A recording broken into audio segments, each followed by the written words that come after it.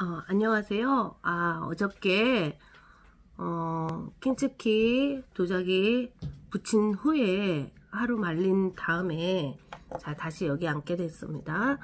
자, 도자기 위에 칠삽이 발라서 이렇게 묻은 것들 살살 긁어내면 됩니다. 이때도 아직 덜 마를 수도 있으니까 긁을 때는 좀 조심히.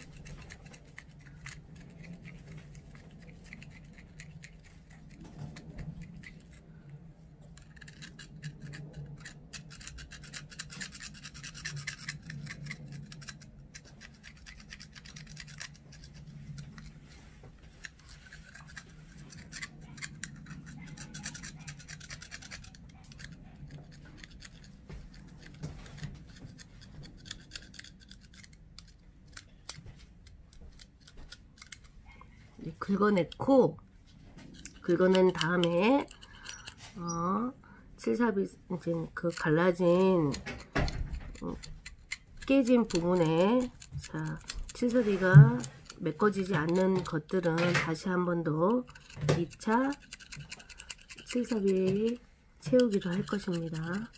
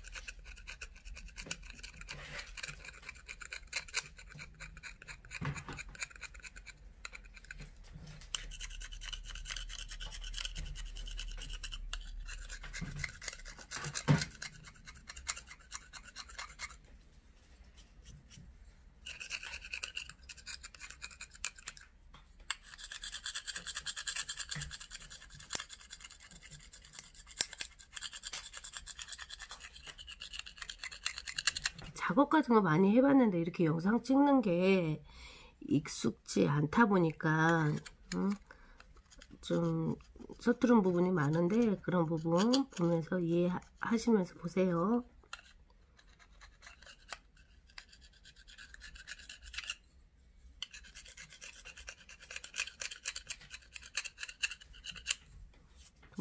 깨진 부분, 붙여진 부분 조각들이 보이나요?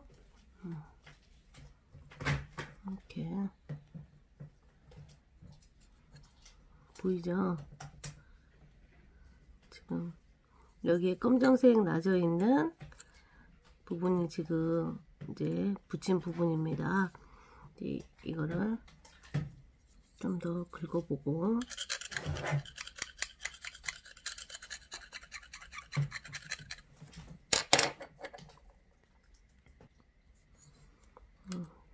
뒷면에도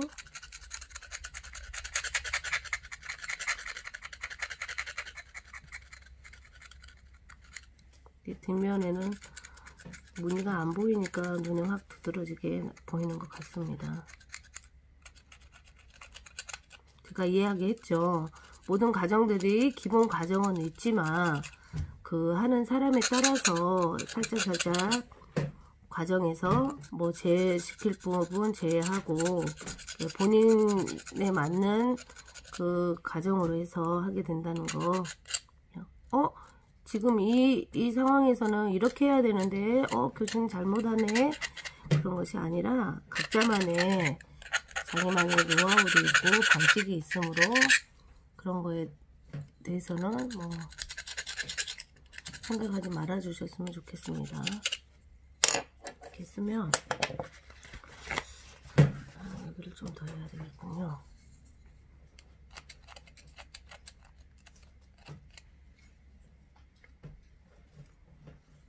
이쪽 보이나요? 이쪽 부분은 지금 살이 떨어져 나갔는데 조각이 없어요. 그래서 여기는 조금 더 칠사비를 좀 더 올려줘야 될 것 같아요.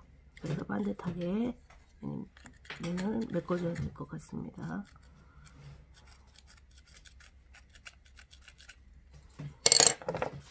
휴방지에다 테레피누를 좀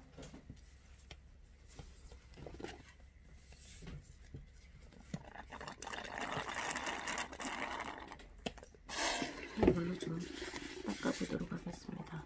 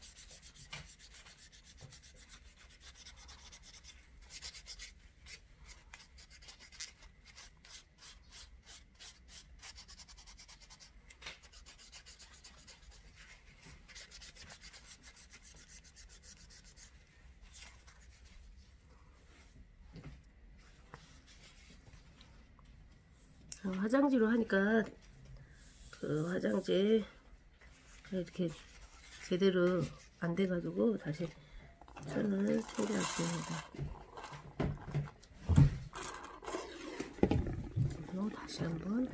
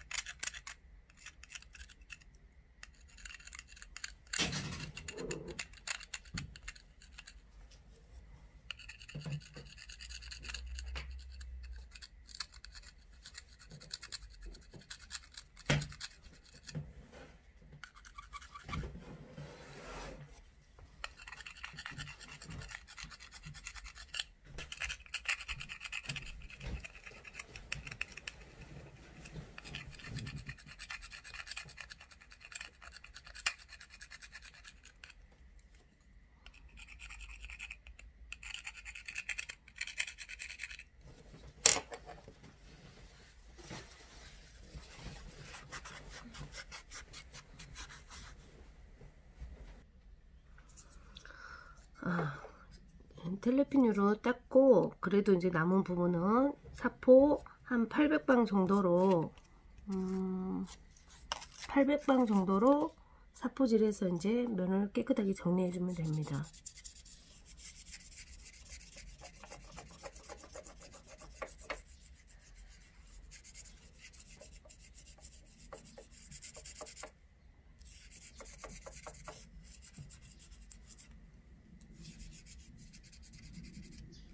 이제 다른 부분에도 뭐가 칠사비가 묻을 수 있으므로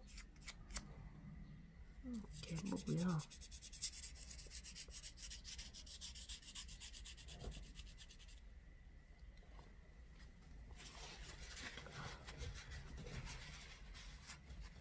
이 정도면 깨끗이 닦인 것 같아요.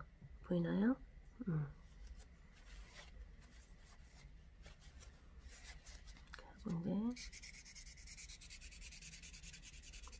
이제 너무 거친 사포로 할 경우에 되면은 유약이 얇게 된 부분 유약이 벗겨지므로 좀 더 이제 뭐 그 사포 뭐 800방 600방까지도 되긴 할 것 같아요. 근데 혹시 또 긁혀질까봐 저는 800방으로 하고 있습니다.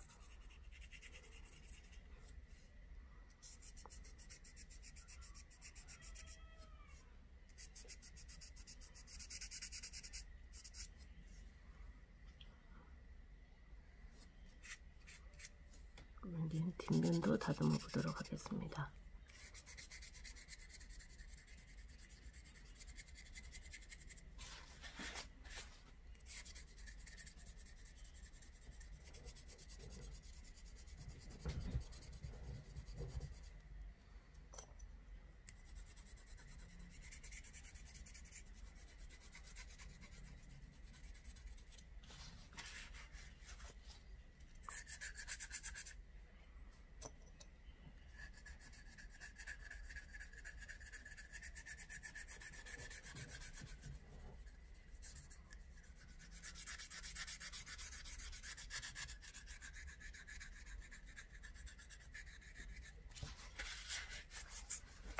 이 부분은 유약이 안 묻어가지고 칠가루가 이렇게 손에 묻은 것들이 좀 묻어서 좀 지저분하게 보입니다.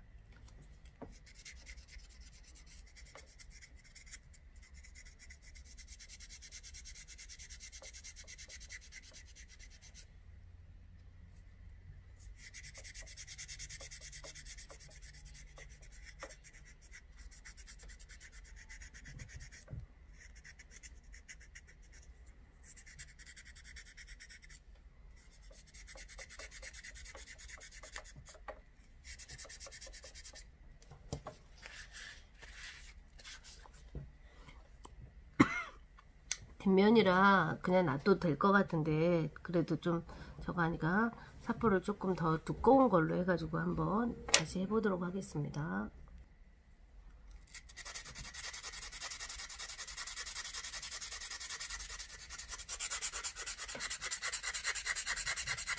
소리부터가 틀리죠? 좀 굵은 거예요.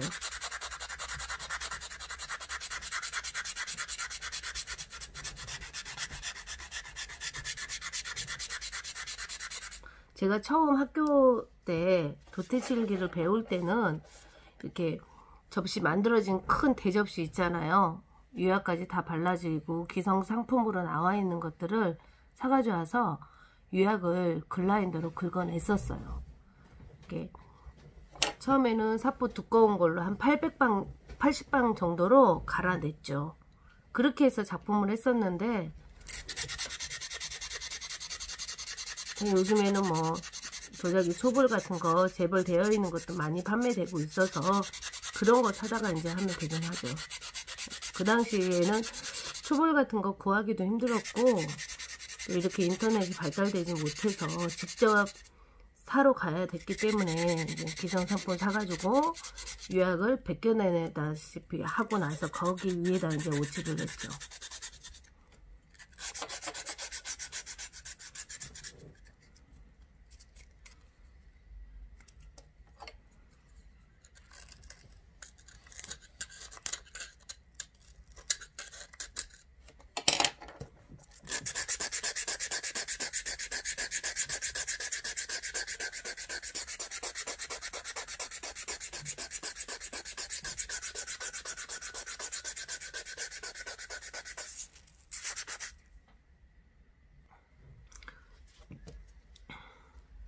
그 옛날에는 여러분들 도자기를 흙으로 만들고 구우려면은 전기가마나 가스가마가 없었어요. 그래서 한번 도자기가 만들어 놓고 깨지거나 하면은 그걸 버리지 않고 이렇게 수리를 해서 썼다고 저는 생각을 하고 있거든요. 요즘 같은 시대하고는 킨츠키 작업은 좀 맞지는 않는 작업이라고 생각을 합니다. 요즘 대량 생산으로 해서 엄청 많이 나오는데 그 많이 나와 있는데 구매를 하고 깨졌을 때 버리고 다시 사야 되는데 계속 수요와 공급이 맞아야 되는데 이렇게 하나 사가지고 깨져가지고 수리를 해서 쓴다고 생각했을 때 밥 먹고 살기 힘들겠죠. 그래서 이제 지금은 이제 뭐 수리라고도 하지만 뭐 하나의 미술 장르로서 킨츠키 예술 해가지고 나오기는 하는데 정말 이제 비싸고 뭐 세상에 한두 개밖에 없는 도자기를 사용하다가 깨졌을 때는 해도 그 나머지 다른 작품들은 그냥 버리는 게 더 낫지 않나 그런 생각을 잠깐 해봅니다. 요즘 시대하고는 좀 킨츠키 작업이 좀 맞지 않지 않나 그런 생각을 비전공자로서 생각해 봅니다. 자, 이렇게 해서 어느 정도 됐습니다. 그래서 이제 지금부터는 이렇게 보면은 살짝 메꿔지지 않는 부분들이 있거든요. 그리고 이런 것들 한 번으로 하면 좋은데 칠은 마르는 속도가 겉부터 마르기 시작해 가지고 속으로 들어가는데 이게 제대로 안 마르고 하면 나중에 수축하거나 팽창해 가지고 이게 작품을 망가뜨리게 되죠. 그래서 얇게 한 두세 번 나눠 가지고 이렇게 한다고 생각하면 돼요. 이제 웬만한 부분은 다 채워졌는데 이런 부분 좀 크게 보이는 부분이 있죠. 금이 이런 부분은 한 번 더 메꿔줘야 될 것 같아요. 그래서 지금부터 메꾸는 작업을 해보겠습니다. 여기 책상 정리를 먼저 해볼게요.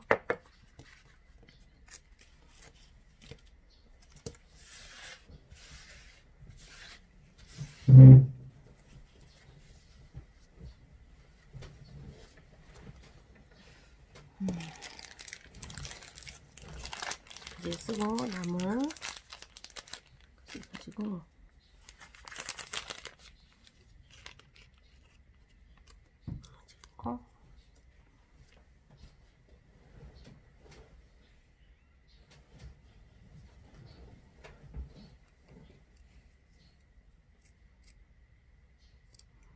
잠깐만요. 이걸 한 번 더 섞어줘야 될 것 같아요.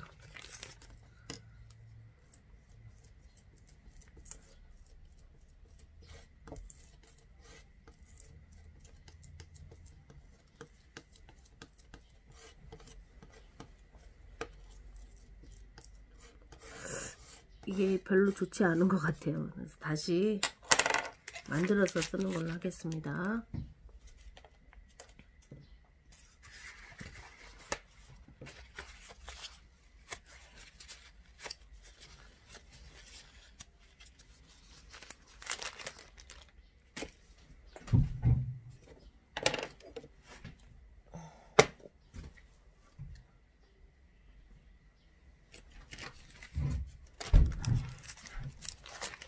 우선 밀가루풀 조금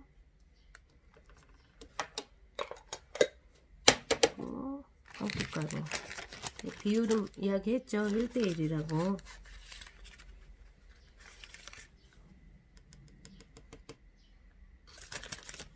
그래서 먼저 섞어줄게요.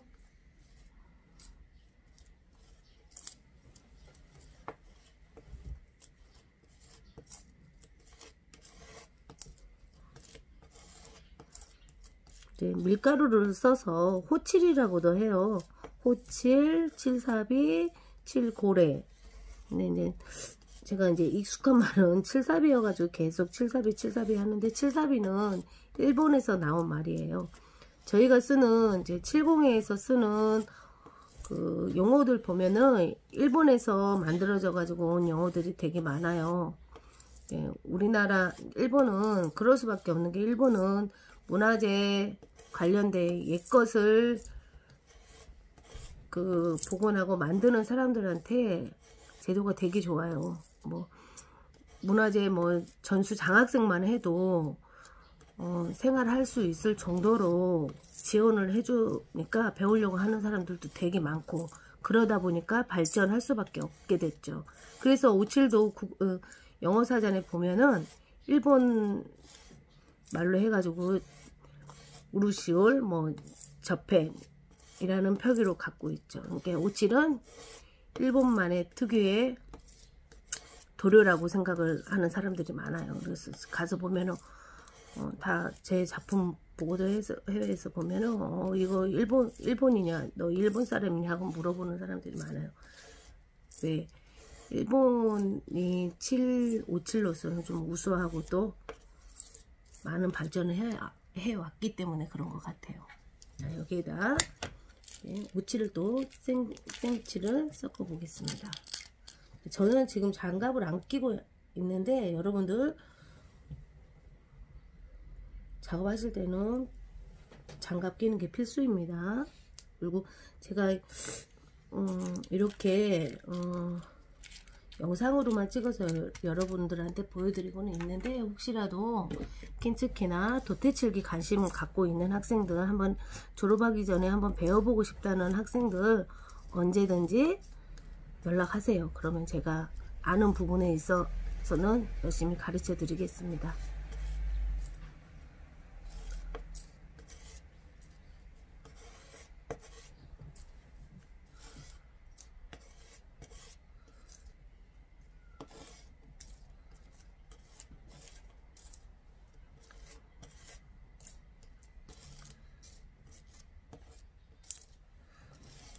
그 호칠을 밀가루 풀을 사용하는 이유는 오칠이 접착력이 건조가 되면서 생겨요. 그래서 처음에는 접착력이 별로 많지가 않아요. 그래서 쌀 풀의 도움을 받아 가지고 순간적으로 붙어있는 힘을 만들기 위해서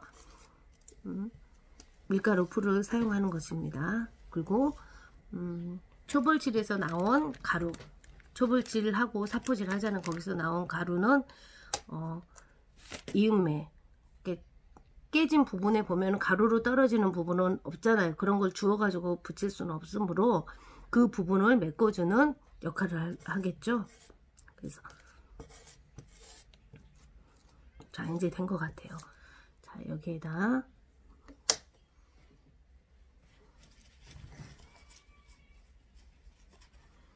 다시 메꿔주도록 하겠습니다.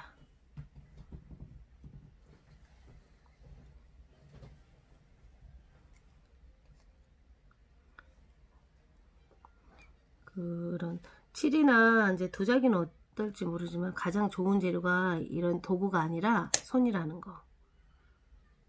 손의 그 촉감으로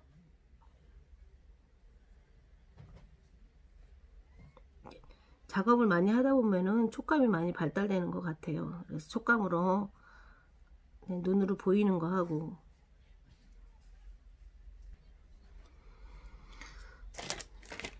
이제 우리 도자기나 칠할 때 여러 가지 도구들을 많이 사용하는데, 그 도구들 중에서 뭐 이런 뭐 주걱이나 붓 이런 것도 좋지만 그거는 눈으로 보고 느끼면서 이렇게 부족한 부분 채워 나가잖아요. 뭐 그림이 안 그려졌으면 붓을 통해서 다시 좀 더 그려주고 하는데, 저 같은 경우는 이제 특히 칠삽이 작업할 때에는 손 감각을 이용해서 많이 합니다. 이게 눈으로 안 보이는 그런 것들은 촉감을 통해서 이렇게 만져서 느끼고, 그 느낀 거에 따라서 이제 좀 부족한 부분은 채워주고 이렇게 합니다.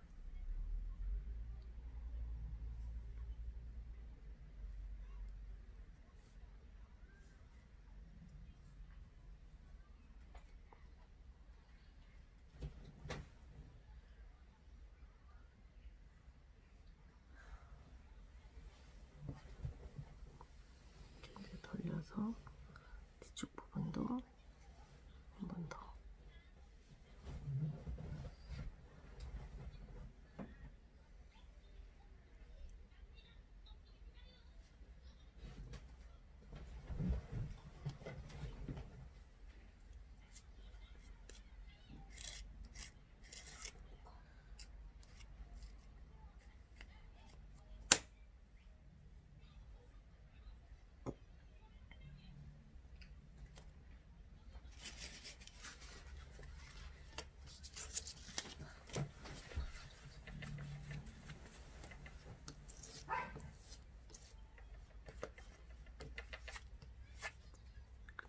좀 보고는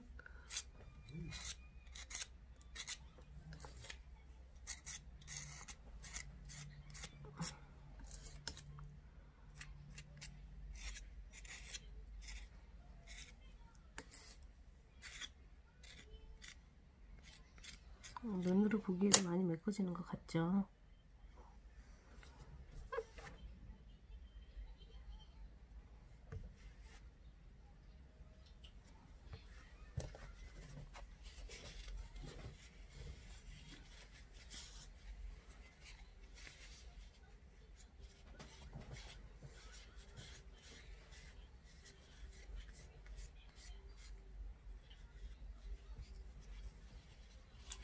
다시 이제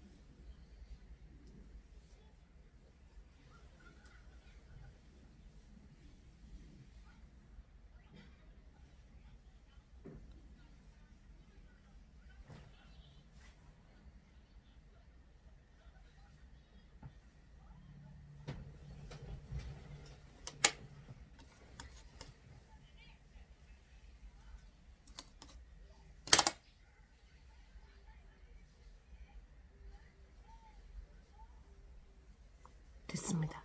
이렇게 해서 오늘 두 번째 콤 맥북이 끝.